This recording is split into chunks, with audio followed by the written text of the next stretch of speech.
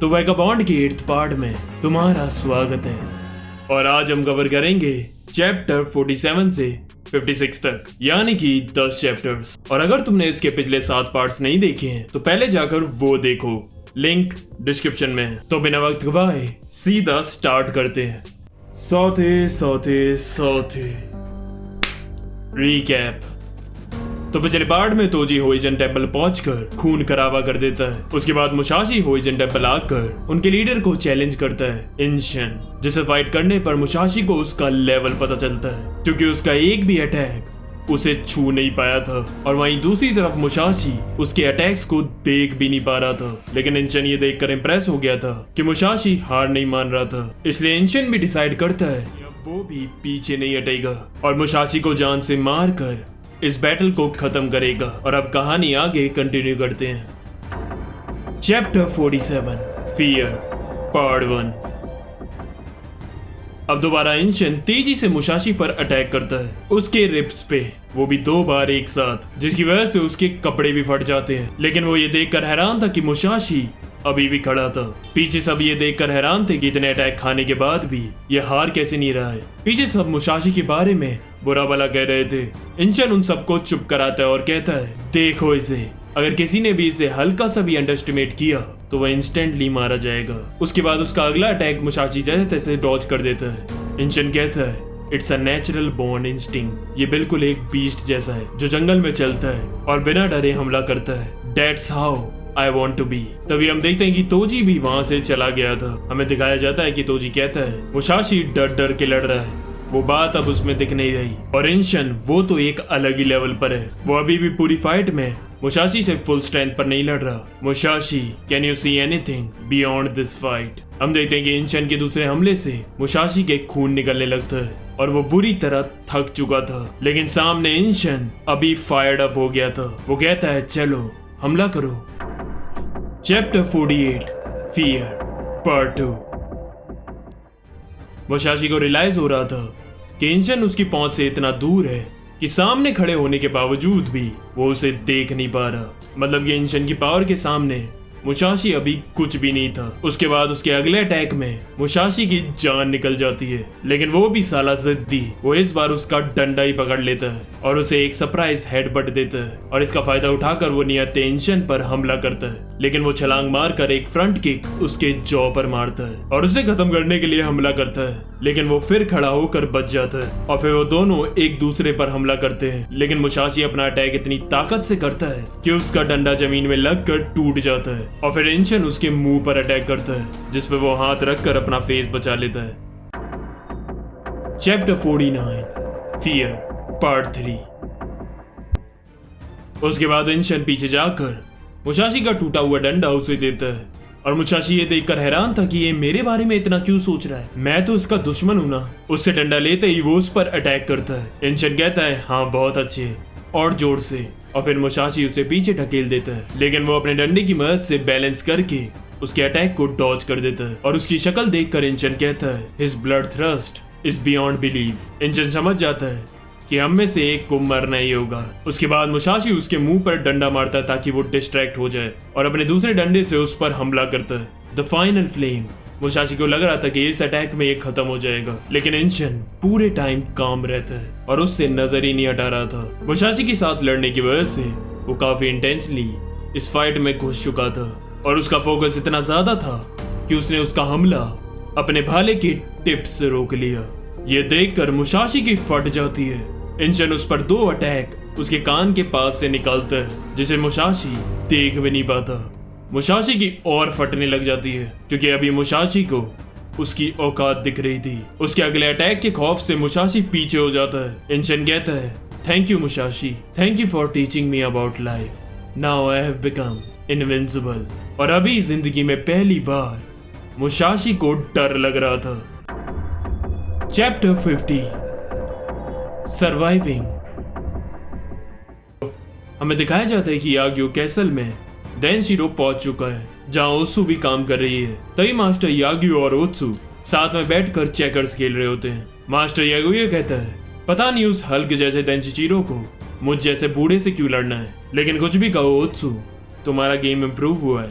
और तभी वो नोटिस करता है कि वो हार रहा है, इसलिए वो टेबल ही पलट देता है। ओत्सु कहती है, आप बूढ़े होकर भी बच्चों वाली हरकतें क्यों करते हो। दूसरी तरफ हम देखते हैं कि मुसाशी की पट्टी लगी हुई है और वो उस बूढ़े के घर पर पड़ा हुआ है। तभी उसकी आंख खुलती है और वो कहता है, मैं यहाँ कैसे आया। तभी जोतारो आता है और कहता है, ओ तो तुम लकीली बच ही गए। वैसे ये लक का तो काम नहीं है। क्यों? चलिए मास्टर। नहीं मियामोटो मुसाशी, मैं चलता हूँ। मुझे उस बंदे से कुछ नहीं सीखना जो अपनी फाइट से कायरो की तरफ भाग जाए। तभी मुसाशी को याद आता है कि उस फाइट में वो डर के मारे वो बैटल छोड़कर वहां से कायरो की तरफ भाग जाता है। उसके बाद बुड्ढा उसकी पट्टी करता है और कहता है, अगर इंचन को तुम्हें इतने हिट मारने की जरूरत पड़ी तो इसका मतलब है कि उसे अभी और सीखना है। मुसाशी कहता है, आप। बूढ़ा कहता है, मैं ही हूँ, हुई जनी नहीं। मुसाशी रोते हुए कहता है, I am nothing, I am so small. Chapter 51 lying low part 1। तभी मुसाशी याद कर रहा था कि कैसे उसने इंचन को चैलेंज किया था पूरे चौड़े में और बाद में वो कैसे कायरो की तरह वहां से भाग गया। उसके बाद मुसाशी उठता है और खाना खाते हुए वो रो रहा होता है और सोचता है कि क्या मैं खुद को बेवकूफ बना रहा हूँ। मैं कोई ताकतवर नहीं हूँ और मैं मरने के लिए भी तैयार नहीं था, बिल्कुल उस बंदे की तरह जिसे मैंने ओको के घर के पास मारा था। इन्हें उसका इलाज कर रहा होता है। मुसाशी कहता है, आप तो इंचन के मास्टर हो और मैं इंचन का दुश्मन, तो आप मेरी मदद क्यों कर रहे हो। इन्हें कहता है, मैं किसी को दुश्मन नहीं मानता। मुसाशी की बॉडी जल्दी जल्दी हील हो रही थी, लेकिन उसी के साथ साथ वो अपने आप से उतना ही ज्यादा डिसअपॉइंट भी हो रहा था। उसी दौरान इन्हें उसे इंचन के बारे में बहुत कुछ बताता है। दूसरी तरफ हमें ओत्सु दिखाई जाती है जो मुसाशी के लिए एक लेटर लिख रही है और उसमें वो अपने दिन के बारे में बता रही थी कि उसकी जिंदगी कैसी चल रही है। दूसरी तरफ इन्हें ही मुसाशी को बताता है कि चाहे तुम कितने भी ताकतवर हो जाओ, लेकिन मौत से डर तो हर किसी को लगता है। मुझे खुद को लगता था, लेकिन असली बंदा स्ट्रॉन्ग जब बनता है जब वो अपने उस डर को भी हरा दे। लेकिन पता है, इंचन का कोई फियर नहीं है, इसीलिए वो कभी सीख नहीं पाएगा कि डर को कॉन्करर करना कैसा लगता है। इसलिए मैं चाहता हूँ मुसाशी कि तुम इंचन को डर का मतलब सिखाओ। मुसाशी कहता है, तो ये सही रहेगा कि अगर ये करने के लिए मुझे उसे मारना भी पड़े। अगर वीडियो अच्छी लग रही हो तो लाइक करना मत भूलना और शेयर करना भी। और अगर तुम चैनल पर नए हो और तुमने मेरे बज़र्क की सीरीज नहीं देखी है तो उसे देखने के लिए यहाँ ऊपर आई बटन पर क्लिक करो। चैप्टर 52 लाइंग लो पार्ट 2। उसी रात मुसाशी घबरा कर खड़ा होता है।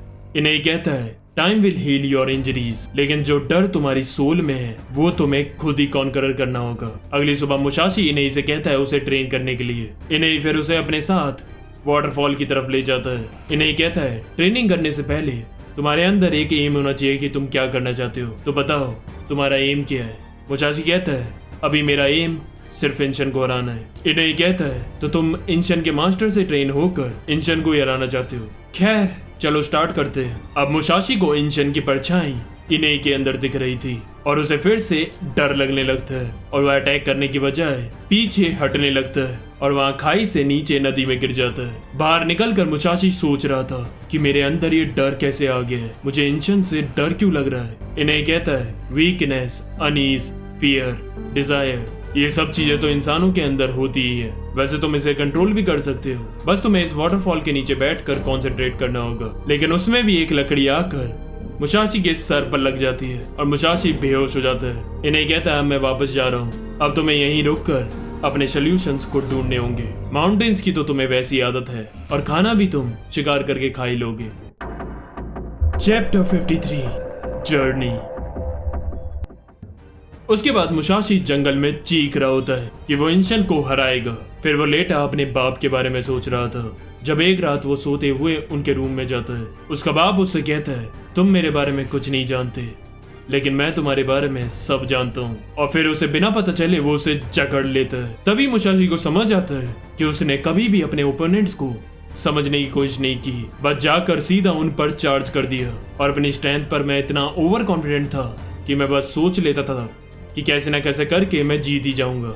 It is so immature. तभी हम देखते हैं कि अगले दिन बूढ़ा उसे देखने के लिए आता, लेकिन वो उसे कहीं नहीं दिख रहा था। इन्हें को लगता है कि वो हार कर यहाँ से चला गया, लेकिन फिर उसे उसकी ब्लड थर्स्ट फील होती है और वो पीछे देखता है तो वो वाटरफॉल में बैठकर कॉन्सेंट्रेट कर रहा था और कह रहा था आई विल किल इंशन। बाहर आकर वो इन्हें से कहता है इस वाटरफॉल से मेरी सारी डिस्ट्रैक्शन दूर हो गई। अब मास्टर इन्हें मुझे इंशन के बारे में और बताइए, मुझे उसे जानना है। अब मैं जिंदगी में आगे बढ़ ही नहीं पाऊंगा जब तक मैं उसे हरा ना दूं। उसके बाद उन दोनों की बैटल होती है जिसमें वो इन्हें से बुरी तरह मार खाता है और जमीन पर पड़ा होता है और अपने ऊपर सेल्फ डाउट कर रहा होता है कि इस सब का कुछ मतलब भी है, क्या मैं कोई प्रोग्रेस भी कर रहा हूं। Chapter 54 vision.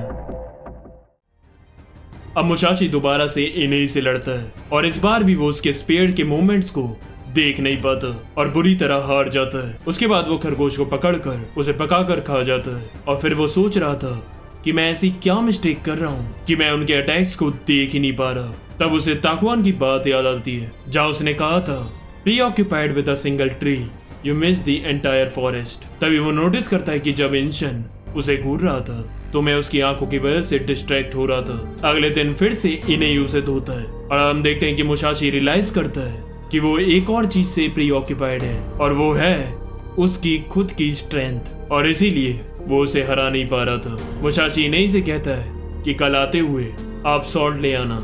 उसके बाद वो पेड़ पर चढ़ा हुआ था और तभी वो नोटिस करता है कि इंशन वहां आ रहा था। वो चुपचाप ऊपर से सब देख रहा था। इंशन आकर पेड़ पर अपना भाला चलाता है और मुसाशी रियलाइज करता है कि अभी वो उसका ये अटैक देख पाया क्योंकि अभी वो उसके साथ इंटेंस बैटल में नहीं था और इस वक्त उसका माइंड काफी काम और रिलैक्स था। वो कहता है तो ये मतलब था ताकुआन का टू सी एफर्टलेसली और फिर इंशन वहां से चला जाता है। Chapter 55 the decision of formally kept man. हम देखते कि मताची किसी शहर में आकर वहां नौकरी कर रहा होता है जो कि बिल्कुल मजदूरों वाला काम था और उसमें मेहनत बहुत ज्यादा थी। वहां की गर्मी के कारण उसकी हालत खराब हो रही थी। तभी उसकी साइड में एक समुराई आकर बैठता है और उसकी हालत खराब देखकर वो उसे मेडिसिन देता है और उसे कहता है कि मैं कुछ काम कर रहा हूँ, अगर मेरे आसपास कोई आए तो इशारा करके मुझे चौकन्ना कर देना। लेकिन हमें पता ही है मताची किसी काम का नहीं है। पीछे एक बंदा आ भी जाता है लेकिन मताची उसे वार्न करता उससे पहले ही वो उसके हाथ से उसका पेपर छीन लेता है और वो देखता है कि वो यहाँ उनके क्लैन का मैप बना रहा है। उन्हें लगता है कि वो एक स्पाई है। वो समुराई बोलता है कि मैं तो सिर्फ एक स्कॉलर हूँ जो ज्योग्राफी की पढ़ाई कर रहा है। लेकिन वो बंदा अपने दूसरे साथियों को बुलवाकर उस पर अटैक करवाता है। वो समुराई उनके 5 आदमियों को तो मार देता है लेकिन उस फाइट में वो बुरी तरह खत्म हो जाता है। उनके जाने के बाद वो मताची से कुछ बोलने की कोशिश कर रहा था और फिर वो वहीं अपना दम तोड़ देता है। मताची सोचता है कि वो इस समुराई के लिए इतना तो कर ही सकता है कि वो इसके मरने की खबर इसकी फैमिली तक पहुंचा दे। वो उसकी जेब की तलाशी लेता है ताकि उसे उसका एड्रेस वगैरह पता चल जाए। लेकिन तभी वो आदमी वहां आ जाते हैं। मताची वहां से जल्दी से भाग जाता है। उसे उसकी जेब में एक बैग मिलता है और एक पेपर जिस पर लिखा हुआ था कि ससाकी कोजिरो ने जोजो स्टाइल को मास्टर कर लिया है। Chapter 56 Osaka.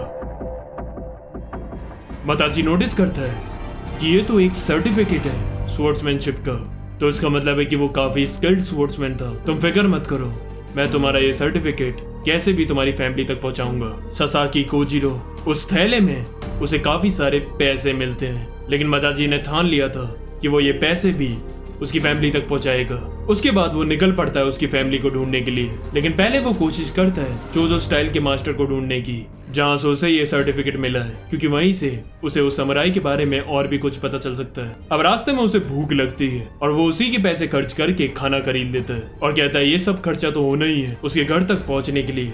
उसके बाद वो कई जनों से पूछताछ करता है और वो सब जने उसे आगे कोई और ही जगह का नाम बता देते हैं कि अगर तुम्हें इसे ढूंढना है तो तुम इस जगह जाकर इस आदमी से मिलो। और ऐसे करते करते वो ओसाका पहुंच जाता है और वहां वो एक रेस्टोरेंट में उसके पैसों से ही साके पी रहा होता है और उसी वक्त वो वहां एक दूसरे आदमी से मिलता है जो कि एक रोनिन लग रहा था। वो उसके साथ बैठकर बातचीत करता है और वो अपना नाम आकागाबे यासोमा बताता है और जब वो मताची से उसका नाम पूछता है तो मताची झूठ बोलता है कि मैं हूँ कानिमाकी जिसेई का डिसाइपल ससाकी कोजिरो। और ये नाम सुनते ही वो हैरान हो जाता है और अपने घुटनों पर आ जाता है और यही ये चैप्टर खत्म हो जाता है। डिस्क्रिप्शन में मेरे सोशल मीडिया के लिंक हैं, जाकर फॉलो करो। इंस्टा पे मैंने ब्रॉडकास्ट चैनल भी खोल दिया है मेंबर्स ऑफ गॉड हैंड, जाकर ज्वाइन करो। वहां मैं अपडेट देता रहता हूँ अपनी नई वीडियोस के ऊपर। लाइक शेयर सब्सक्राइब कर दो तो मैं बताइए। आज के लिए बस करते हैं। आरिगातो।